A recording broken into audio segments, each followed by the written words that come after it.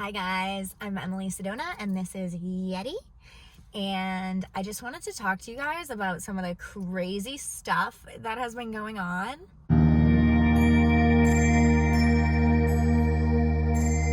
My trip is coming to a close, so right now I am in Huntsville, Alabama, and I'm meeting my dad here tomorrow, so I'm kind of been hanging out in town.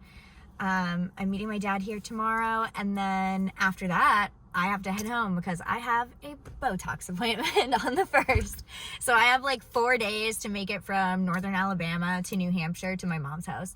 So I think I could do it. I think I drove home from Montana to New Hampshire in 4 days. So I think I can totally handle this. Since I've been in town here, I've been staying in hotel parking lots, which isn't very glamorous, obviously. A lot of the time I try to wild camp because it's best for Yeti. We get to be away from people, usually on a Forest Service road or on some BLM land, kind of just away from people because he can't be near people, obviously. I kind of had someone disrupt my safety, so I've been hesitant. Last week I was in Arkansas and I was camped on a dry riverbed. And I was keeping track of the weather, so I know that camping on a riverbed is very dangerous, but it was the best spot there. It was the only spot around with service. So I parked on a dry riverbed. There was no one else around, for miles. So I woke up at sunrise and I took down all my window coverings, and never ever do that. Your window coverings are what protects people outside your car from seeing that it's just you in the car, especially if you're a woman traveling alone. I woke up and I took the window coverings down. And I'm laying in bed on my phone, and Yeti's with me, obviously. And all of a sudden, I see a man in the window, this window right here. And I just screamed at the top of my lungs. I was like, no! Because apparently that's just my stress response, fight, flight, or apparently scream. And so Yeti was great. Yeti was smashing himself up against the window and growling and barking. And the guy backed off. He went down to the riverbed and walked along the water. He had his fishing gear. And I was like, okay, not a big deal. Because I don't think, I'm always on high alert, but I don't automatically think that people are being malicious and evil. So I'm watching the guy. He walks down to the water. He checks out the water. He walks back up, far walk, very far walk. Walked back up the riverbank with all of his fishing gear. And I'm like, okay, cool. So I'm slowly getting ready for my day. I'm I wanted to hang out at this spot for a day or two. We had just gotten there the night before. And I'm this spot is dope. It's perfect. So anyway, I'm putting on my sweater, getting my toothbrush out. And I'm sitting up and I see down the trail, the guy is driving his truck down to the riverbed. And I'm okay, he was just scoping. And so now he's going to go fishing because he had all of his fishing gear. So he drives around my car, and I'll insert a picture of where I was staying.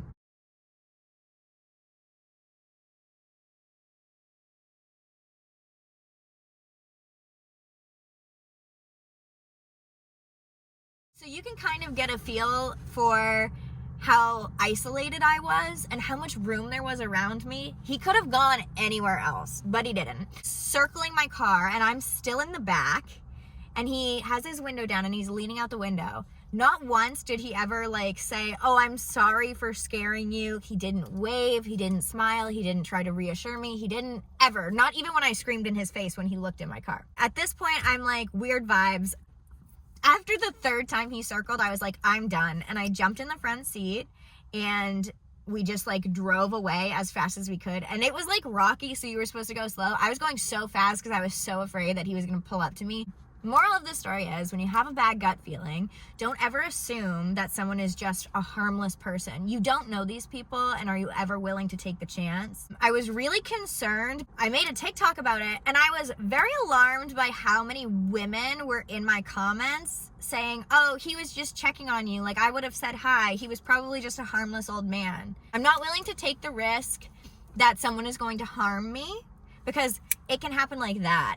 And you don't know how they can overpower you. So anyway, just don't trust strangers, stranger danger, So Yeti did great. He scared the man away. But since then, obviously, I've been afraid.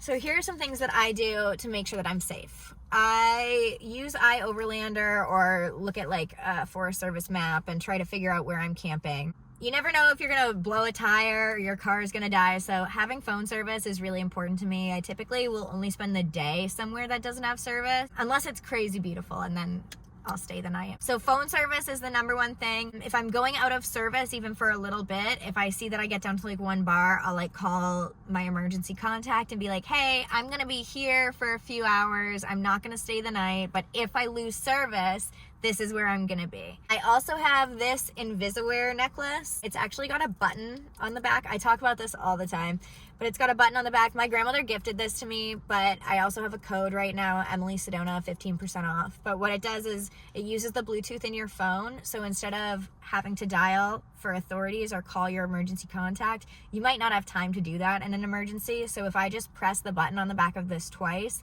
it'll use my phone and it'll call my emergency contacts and also alert authorities if you have that set up. So that's really good. And it works within 30 feet of your phone. So it's just an option. My grandmother got it for me because she was worried about me. And I think that it is a really good safety tool. Like the more tools you have, the better.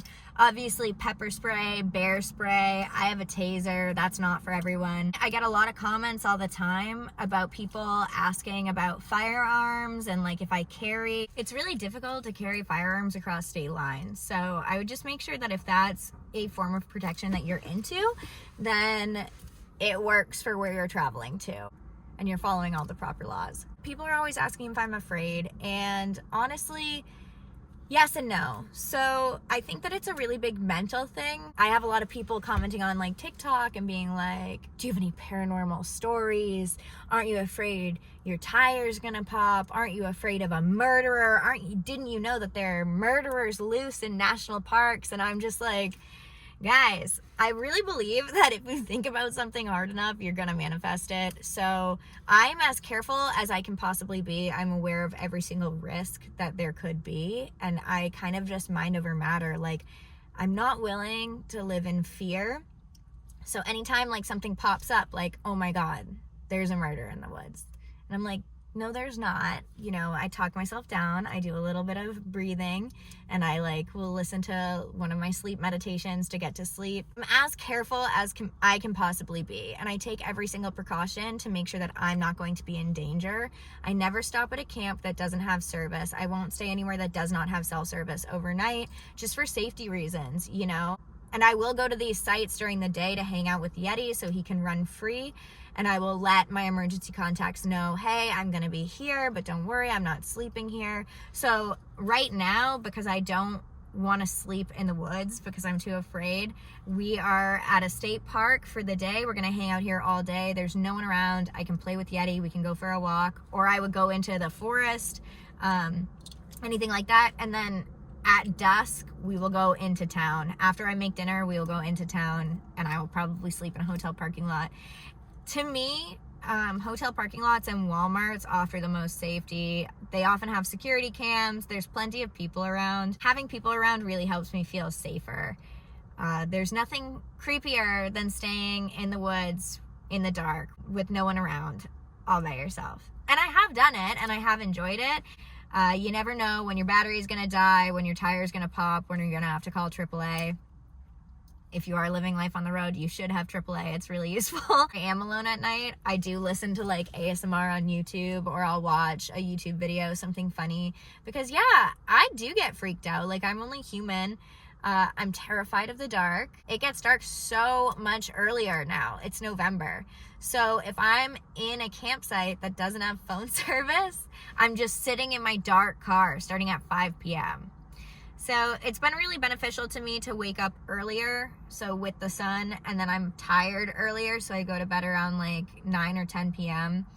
And that way I get all the hours of daylight. It's not really fun to be in your car without like a YouTube video or something to do at night. You know, I can only do word searches so often, even though I love them. Safety wise, just make sure that someone always has your location. I share my location with so many people. Like, I'm 26 years old, and my mother still checks me on her phone, at least when I'm traveling, but she started tracking me when I was doing drugs to make sure that I wasn't in a ditch somewhere. So the number one thing that makes me feel the safest while I'm traveling is Yeti. When that man came up to my window, Yeti was really, really scary. And in a normal setting, like when we go to a park or something like that, that's really scary and stressful to me. But like, I just remember after the man like was scared and ran away, I was like, good boy to Yeti, which is reinforcing bad behavior. But at the time, I was just really grateful.